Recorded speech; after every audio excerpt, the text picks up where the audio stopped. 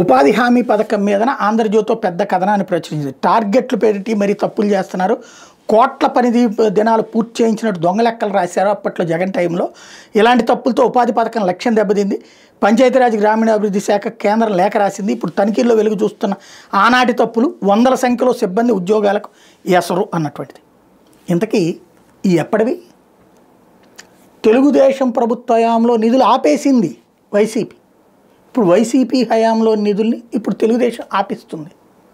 ఏమవుతుంది ఫైనల్గా? ఉపాధి హామీ పథకం అటకెక్కితే వాస్తవంగా ఉపాధి హామీ పథకం కింద వచ్చే డబ్బులు ఆనలేదు కూలీలకి.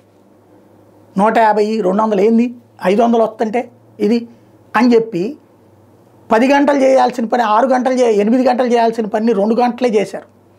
దాంతో పని చెంచాడు, పైసలు గెరెటెడు అయినాయి. దానివల్ల నష్టపోయింది. ఇంకోటి, పెద్దగా పని చేయకుండానే కేటాయించినటువంటివి ఉన్నాయి. నిజం, అలా తీసుకుంటే డబ్బులు వాళ్ళు ఓట్లేసేస్తారని భావించిన జగన్ ఇంటికి పోయాడు.